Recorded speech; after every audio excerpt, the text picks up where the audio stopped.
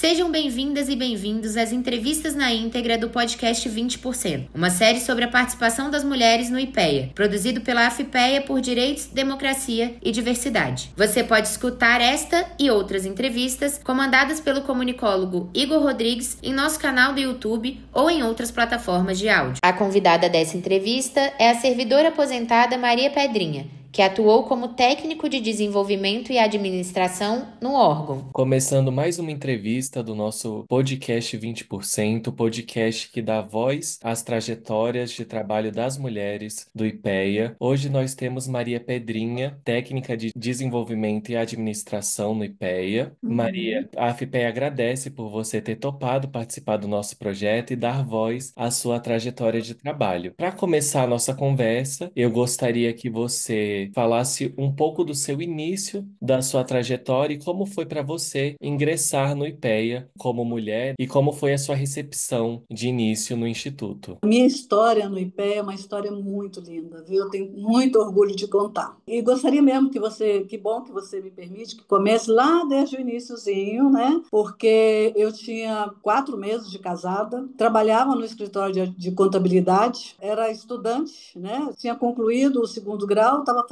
iniciando, tinha passado no vestibular de medicina, mas não tinha condição mais de continuar na UNB por conta de precisava trabalhar. E aí, por isso, era mês de março, eu tranquei, mês de março eu comecei, em abril eu tranquei e fui para esse escritório de contabilidade, mas logo em seguida surgiu, alguém comentou, o IPEA está fazendo testes lá de datilógrafo. Falei, vou fazer, mas eu era datilógrafa de máquina manual. Quando eu fui fazer o teste, era datilografia de máquina elétrica, que eu nunca tinha visto, eu não sabia nem como ligar aquilo ali, entendeu?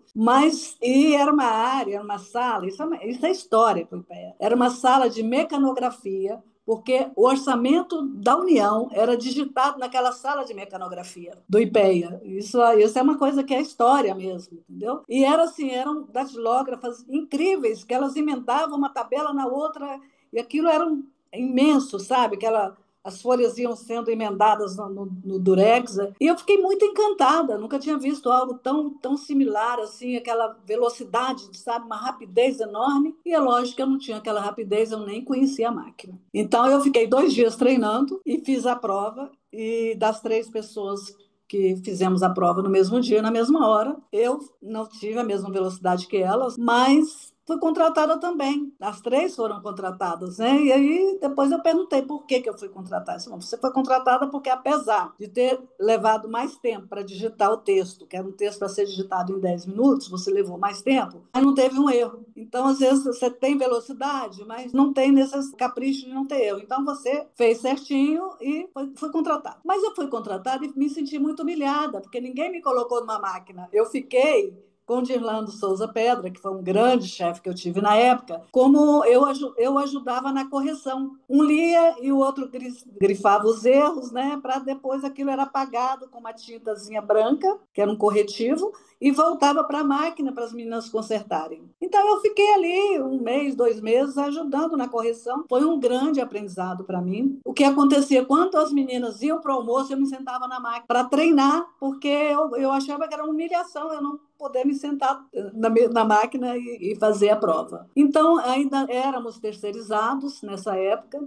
Ficamos 9 meses terceirizados, até que o IPEA, que era sede no Rio de Janeiro, estava instalando em Brasília há pouco tempo, resolveu fazer uma prova que contrataria as pessoas que fossem aprovadas. Então, aquelas pessoas terceirizadas fariam essa prova. E eu fiz e passei em primeiro lugar, o que foi muito bom. Eu tinha muito boa matemática, português ou inglês, né? Então, que era o que eles exigiam. E na velocidade, pasme, eu dei 420 toques por minuto. Uma coisa que, assim, foi fantástica.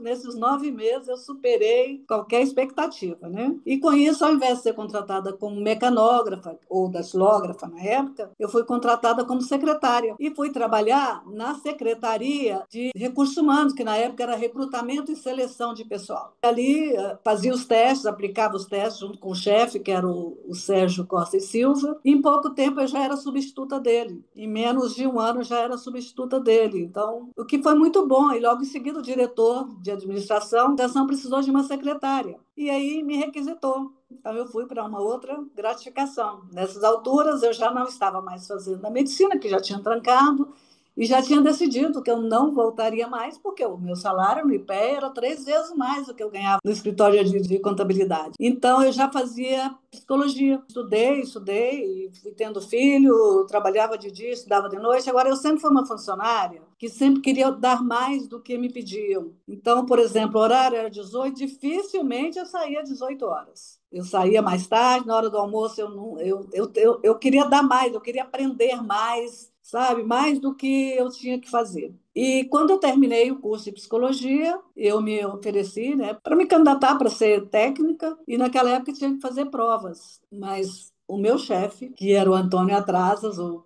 vice-presidente, né, que nós não tínhamos presidente, nós tínhamos vice-presidente, ele disse, não, antes de fazer prova, tem que ficar 2 anos estagiando. Aí me mandou estagiar numa área que era uma área de treinamento de pessoal. E eu fui treinar, né? Fui estagiar nessa área, e as pessoas que ali estavam ganharam um curso do IPEA, um curso de cargos e salário na Fundação Getúlio Vargas, que era um curso de 1 ano, a nível de pós-graduação, mas eu era estagiária, não ganhei o curso. Eu fui lá, me matriculei e fiz o curso. Com muito sacrifício, porque às alturas, as crianças já estudando, né? Eu já tendo um gasto maior, era separada e tal.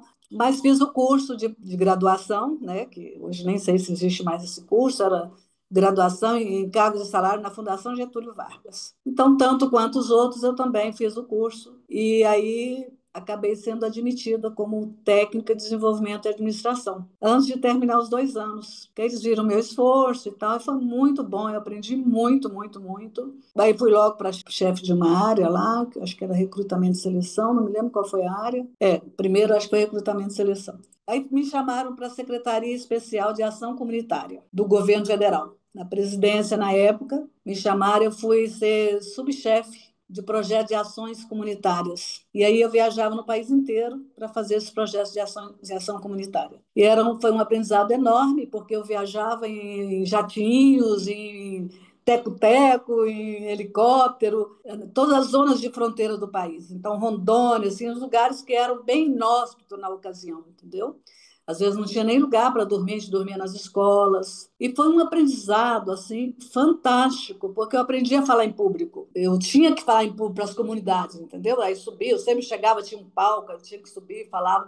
As primeiras vezes tremia muito, mas logo eu já dominava assim, essa condição, né? essa expertise de falar em público, mas sempre apaixonada pelo que eu fazia, sempre querendo fazer mais e melhor. E aí o IPE me chamou de volta para ser gerente de recursos humanos. Aí eu voltei para ser gerente. Na época era divisão de pessoal, né? Depois que passou a ser coordenação de recursos humanos. Aí voltei também fazendo a mesma coisa, sempre querendo fazer mais e melhor. E daí eu fui chamada para vários órgãos. O próprio IPEA me indicava, né? Eu fui coordenadora geral de recursos humanos do Ministério do Planejamento da época. Depois me levaram para o Tribunal Superior Eleitoral. Depois voltei para o Ministério do Planejamento, que me chamaram de volta.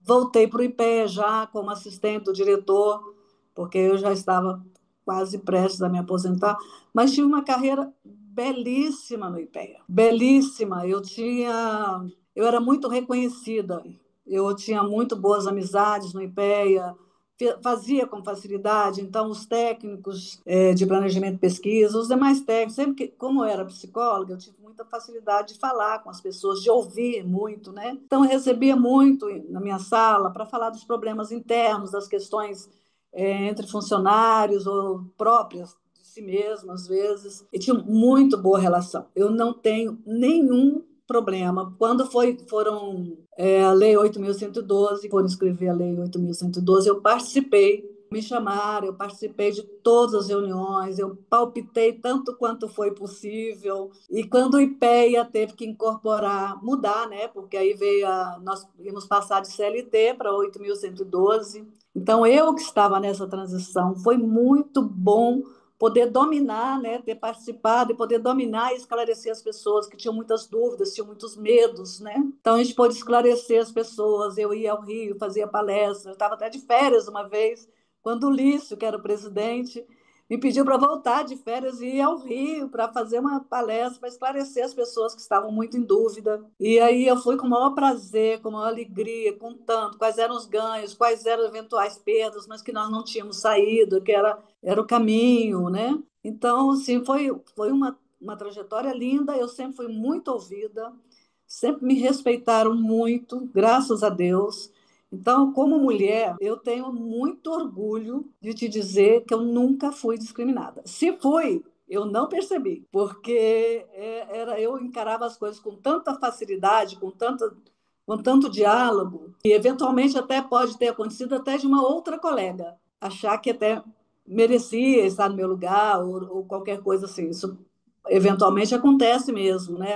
Eu ouvi até de uma delas que já estava há mais tempo, se formou antes de mim, essas coisas. Mas, enfim, eu nunca pedi nada a ninguém. Eu nunca pedi nada. Eu simplesmente trabalhava, entendeu? Era o que eu queria. Eu nunca fui uma pessoa de sair do trabalho para ir correndo para casa para atender filho. Exceto se estivesse doente, né? Mas doente em hospital, porque se estivesse doente em casa, eu dava toda assistência. Eu não ficava no telefone o tempo inteiro.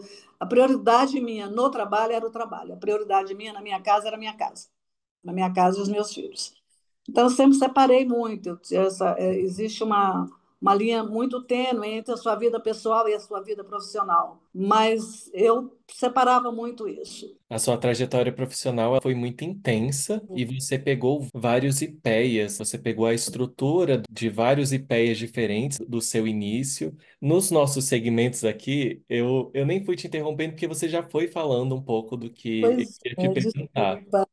Mas a gente estava falando muito sobre como era escolhido o fluxo de trabalho, e a gente perguntava também se tinha alguma distinção entre os posicionamentos pessoais dos técnicos, se isso era um enfrentamento de vocês ou não, tudo era muito respeitoso no diálogo e essas questões políticas pessoais não tinham um enfrentamento direto. O que que você pode falar sobre isso? Não, olha o que eu acho. Havia muito respeito entre os técnicos. Nossa, eu tenho histórias de cada um deles assim fantásticas. Convivi muito bem com todos, com o Zótima, com todos, muitos que já se foram, inclusive, né? Inclusive o Zótima foi recentemente. Todos tinham um muito bom convívio e sabia que eu era respeitada, sabe? Nunca houve assim, é uma mulher, como toda mulher bonitinha, né? Foi cantada. Nunca fui cantada no ambiente de trabalho.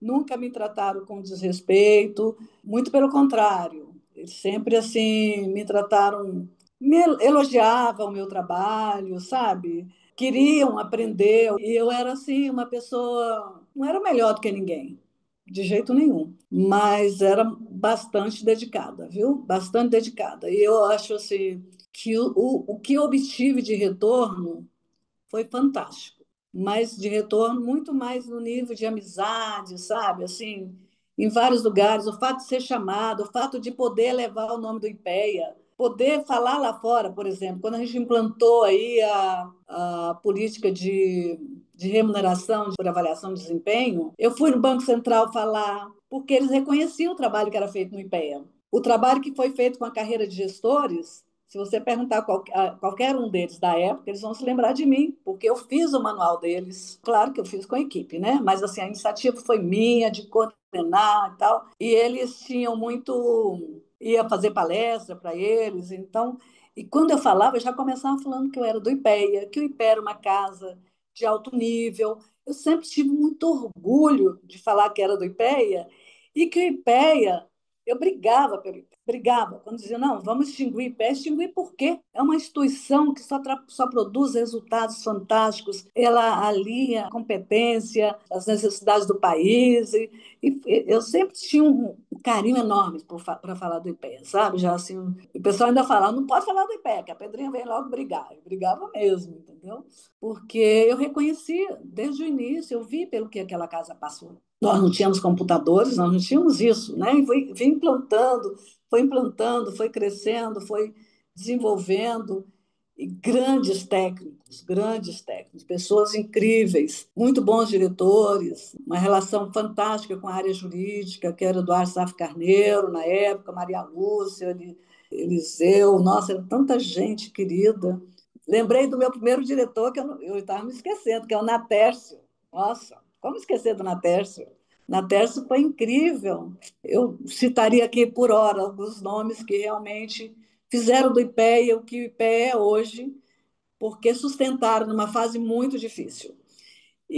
Eu gostaria mesmo que o IPEA continuasse com esse nome, sabe, que já sempre teve, fantástico. Eu tenho orgulho, para ser sincero, eu tenho orgulho, tenho admiração por todas as pessoas que estão aí, sabe, que levaram pensamentos contraditórios, isso faz parte, sabe? Eu sempre convivi com isso, a coisa um pensa de um jeito, outro pensa do outro, perfeito, é isso que faz um todo. A coisa do pensamento feito, do pré-pronto, que é aquilo ali, que é a dono da verdade, não sei o quê, isso nunca funcionou muito na minha cabeça. Então, eu sempre fui de ouvir, discutir e tal, tal. E quando você me chamou para entrevista, acho que eu comentei contigo, né? Olha, se for para falar da mulher feminista, vai ser difícil para mim, porque eu não sou bem, né? Não encaixo bem, porque eu não tenho essa coisa do pensamento. Eu acho que a gente faz, todos nós faz, o homem e a mulher. Faz a sua vida, a sua carreira, independente de ser homem ou ser mulher. Né? Há alguma discriminação? Até pode ter, mas eu não senti isso. Na minha época, inclusive, tinha grandes mulheres no IPEA que eram reconhecidas por serem do IPEA, sabe? Pessoas incríveis. Eu sempre admirei mais. Eu vi mais discriminação em outros órgãos onde eu trabalhei, tipo judiciário, mais do que no IPEA. O IPEA não tinha discriminação nenhuma. Quer dizer, eu não sentia. É legal a gente trazer esse paralelo também. Em relação ao seu trabalho, à sua trajetória, eu acho que você conseguiu fazer um 360 bem amplo. E agora a gente vai passar para essas questões mais femininas. A gente vai dialogar sobre os segmentos que falam sobre a questão feminina no trabalho. A gente quer a sua Sim. perspectiva, e você consegue dar uma visão ampla, já que você também já trabalhou no RH. E estando no RH, você conseguia ter essa noção de quantas mulheres estavam no órgão, como eram essa interação. Tem algumas perguntas do, por exemplo, se você já viveu algum desconforto pelo fato de ser mulher, ou se no caso de você ser mulher afetou essa trajetória, você afirmou que não. Mas eu gostaria que você falasse sobre se você via por fora essa questão das resistências, de uma visão mais ampla, mais de fora, que não acontecia com você, mas você conseguia observar ou não no ambiente. O que eu observava, assim, que as pessoas muito competentes, elas estavam no posto que elas mereciam estar. Na ocasião, nós não tivemos presidentes femininas. E eu achava que pelo menos uma delas chegaria lá. Só que, assim, os nossos cargos diretivos eram muito vinculados a quem governava. Havia governos que eram muito machistas. Houve governos machistas. Houve pelo menos um deles que a gente viu logo que postos que eram ocupados por mulheres diminuíram bastante. Mas não durou muito. Logo em seguida acabou e aí também a gente viu novas ocupações. Mas a verdade é que eu não senti na pele, mas senti que nas áreas técnicas, principalmente, havia espaço para outras grandes cabeças femininas ocuparem e isso eu não sei se era negado ou se era por discriminação, mas achava que havia mais espaço para mulheres. E você observou uma mudança enquanto você estava lá na inserção de novas mulheres dentro da casa? Quando eu entrei, eu notei que havia bastante mulher em cargos diretivos, bastante ouvidas. Nós tínhamos a Maria José, que participava de todas as reuniões, o vice-presidente quase não decidia nada se ela não viesse. Tínhamos técnicas de planejamento, principalmente da área social. Essa é a questão, sabe? Das áreas mais. Da área social. Na área de transporte também, nós tínhamos a Ieda, que era fantástica,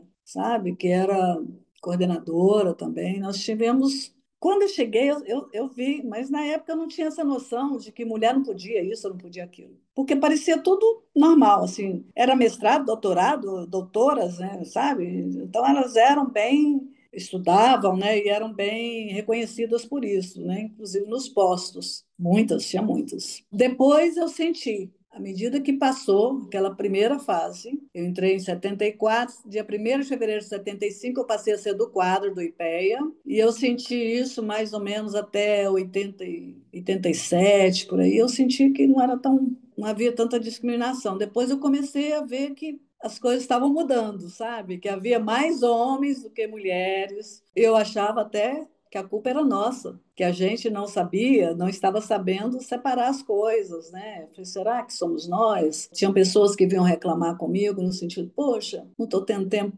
para casa, não estou tendo tempo para filho, não estou tendo tempo, sabe? Quero dizer isso, mas assim, vinha pouco ao trabalho. Vinha, chegava, saía, sabe? Assim, também não estavam merecendo. Mas por conta de uma fase de governo que foi bem complicadinha para nós. Aquela fase a gente achou até que ia acabar mesmo com o IPEA. E estava prestes a sair a Constituição, e antes, quando a Constituição ia sair, havia muitos boatos, não vai, agora vai ser, agora vai acabar, né? Agora vai. E parecia que estava invadindo, tinha pessoas de outros lugares que estavam invadindo o IPEA, que não tinha as mesmas expertises que os nossos grandes técnicos tinham, com que a IPEA privilegiava mestrados, doutorados, a capacidade aprendida. Então, ele pagava mesmo os mestrados, doutorados, e as pessoas que tinham esses cursos, elas eram logo reconhecidas. E a gente achou que quem estava chegando tinha nada disso e ocupando os postos, porque eram trazidos. Então, foi uma fase que nós sofremos bastante. O IPEA ele sempre teve essa relação muito forte com o governo. Ele bebe da conjuntura política externa, e influencia É, diretamente no trabalho. Vamos falar sobre maternidade?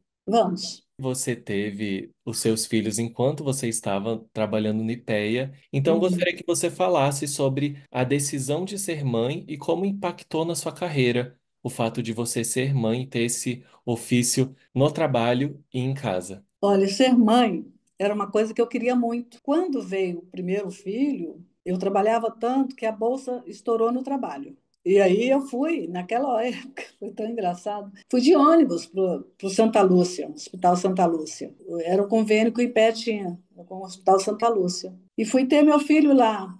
E fiquei, eram 84 dias só de licença médica, licença maternidade que a gente tinha na época.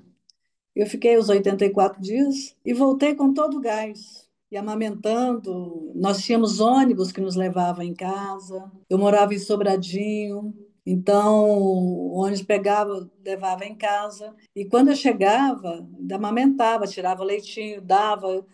Foi assim bem fácil para mim, não foi difícil, porque naquela época, diferente de hoje, a gente tinha com mais facilidade encontrar pessoas boas para cuidar, para ajudar a cuidar, né? E eu tive muita sorte. Então, eu tinha uma menina que era fantástica, me ajudou bastante. Depois, só tinha um filho, mas por incrível que pareça, 2 anos, 7 meses depois, eu tive o segundo. Muito interessante, porque teve o segundo, e aí já ficou mais complicado, porque o segundo era bem diferente do primeiro, né? Então, às vezes, me ligava, eu já morava na Asa Norte, e me ligava e disse, olha, seu filho está na janela. 2 anos, com 2 anos, eu quase enlouquecia. Aí eu saía correndo em pé para socorrer meu filho que saindo da janela. Eu já morava perto, mas isso aconteceu uma outra vez, não foi sempre, não. Mas cada vez que eu saía, eu trabalhava dobrado quando eu voltava, porque eu não queria deixar as petecas caírem. E era tanto, para você ter uma ideia, o tanto que eu fazia na época, que eu, ainda como secretária, não existia assistente diretor, era como se fosse assistente diretor. Meu diretor fez 4 pontes safenas e eu fiquei, despachava todos os documentos que chegavam. P barra, né? P barra, carimbava, P barra, despachava para a área tal, para fazer isso, para a área aquilo, porque eu já sabia tudo. Então, eu ficava para depois do expediente, para despachar todos os papéis. Eu me doava mais para cumprir eventual necessidade de estar com meus filhos. Ainda tive a terceira filha, depois, 3 anos e pouco depois, mas foi muito tranquilo, viu? Eu precisava participar da vida dos meus filhos na escola, eu era presidente de APM de escola, para poder, Associação de Pais e Mestres, para poder participar, e as reuniões eu marcava para de noite, que é para não ter problema com o meu trabalho. Às vezes eu tinha que matar alguma coisa de faculdade, porque eu terminei psicologia, fui fazer direito. Então, assim, eu nunca parava. O IPE era uma mãe, aquele Hospital Santa Lúcia foi o convênio de saúde mais fantástico que nós tivemos, porque tudo era por ali, era dentista, tudo, tudo, tudo, mas era assim de um nível excelente na ocasião. O IPEA pagava tudo, né? Então a gente, mãe, eu não sei te dizer, talvez tendo filho nos dias de hoje, não sei se é tão fácil quanto na época, porque, enfim, antes nós tínhamos ônibus que até ia na hora do almoço, depois não tinha mais. Na hora do almoço eu ia em casa. sabe? Aí eu já estava na Asa Norte, eu tinha carro, ia em casa para ver comida, para ver dever, para arrumar a escolinha, uniforme, não sei o que e tal, para deixar na escola, para dar assistência que uma mãe precisa dar, né? Já que eu não podia dar o tempo inteiro, nas horas que eram necessárias, então eu deixava de estar com os amigos, para poder estar com os filhos e o máximo que eu podia.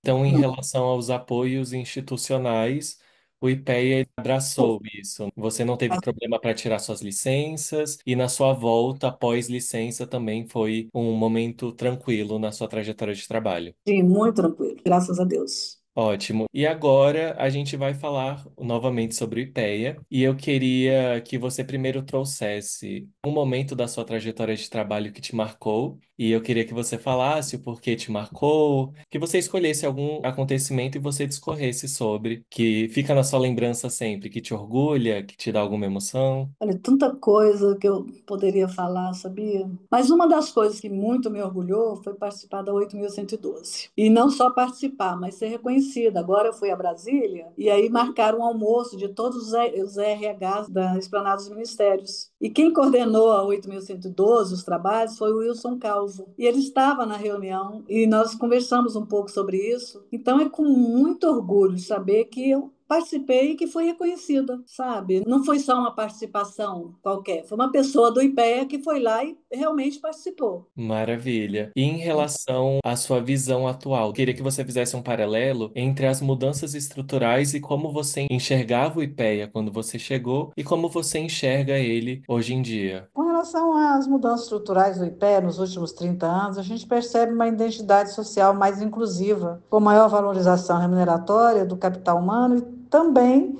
com o avanço do igualitarismo, trazendo mais espaço ao público feminino.